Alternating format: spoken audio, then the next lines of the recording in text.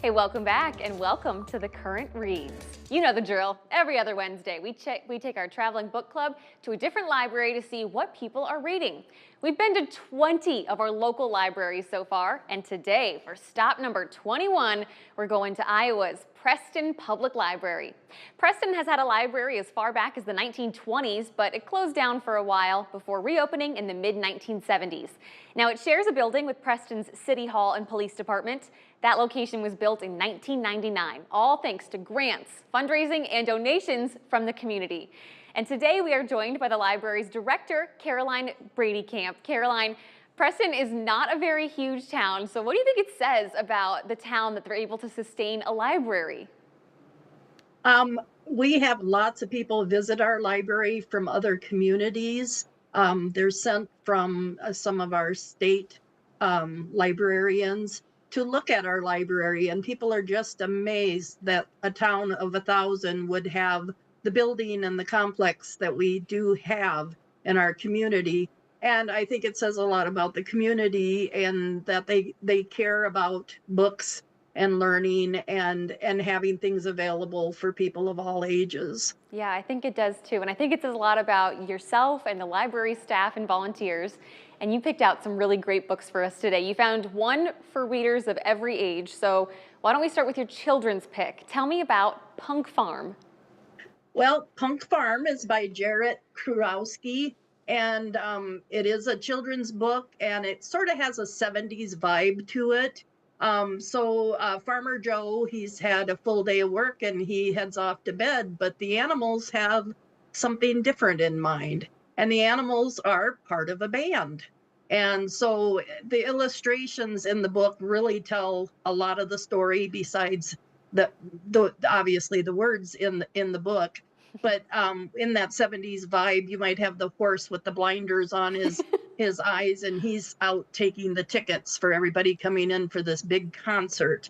And so each of the barn animals that are part of this Punk Farm band play different instruments, obviously. And it has a nice twist. The song that's performed when they get going after the 1, 2, 3, 4 is the Old MacDonald song. Cute. But there is a twist to it because obviously we're not doing the animal noises, we're doing some other noises. So I happen to like to sing, and so this book is one of my favorites because I can sing along. I get to do a lot of acting out.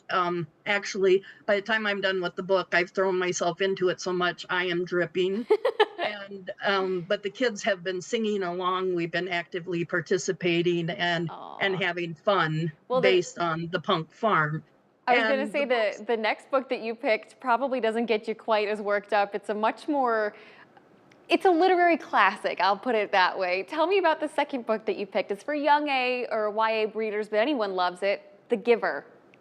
Okay, this is a part of a 4-part set of books, but I do love the Giver. It is a young adult book, and it talks about a community that has been created, a utopian community. But as the book progresses, it's discovered that the utopian community maybe is a little more dystopian as the story progresses. So basically, they decide that they want everybody to be the same and everything to be free of pain, free of fear, all sorts of things. So everything was going to be at one level. And at age 12, students are called forward and they're assigned their different jobs based on their personalities and talents. And so the protagonist, he is chosen to be the keeper of the memories, the receiver of memories. So he's sort of the historian from the before part of the story. And as he's starting to be taught these memories by the giver, he's discovering that maybe all that sameness isn't what it's cracked up to be. Mm-hmm. And I also like the book because it happens to be a book that has been banned many times. And of course, those are the books that I believe that people should be gravitating towards. So Reading the most. the series is a very good series, but this is my favorite out of the books. Well, the last book that you chose for us is a story that my friends have been obsessed with. Tell us about The Devil in the White City by Eric Larson. Well, The Devil in the White City, or any of Eric Larson's books, actually, he takes historic events and characters, and he interweaves like every other chapter. He tells about the historic event, and then he tells about something else. And he's just very good at putting true stories together in a narrative form.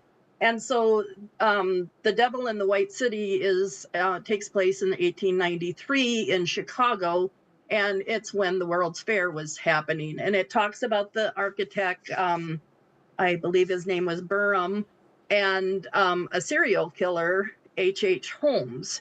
And so it talks about the architecture, the designing of the event, and the places. And the White City, of course, is where this took place.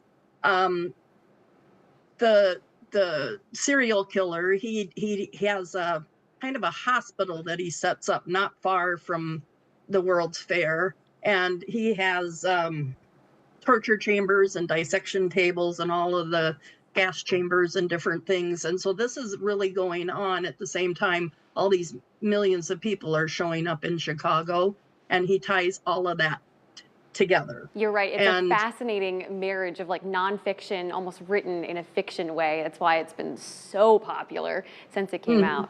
All of his books are very popular. I Very believe good. Bellevue Library talked about one of his books as well. That's a great memory, Caroline. Thank you so much for your time today and for your book recommendations. We cannot thank you enough for this, Caroline. You're welcome. For you guys at home, I want you to grab your phones. If you scan this QR code on your screen, it'll take you to a list of all the books that we talked about, as well as some programs that are happening up at the Preston Public Library, including their popular summer reading program that starts up at the end of this month. You can also use this link to check out any of our other 20 current read stops, and all of this is always available at WQAD.com. Just click on the As Seen on TV tab at the top of the homepage.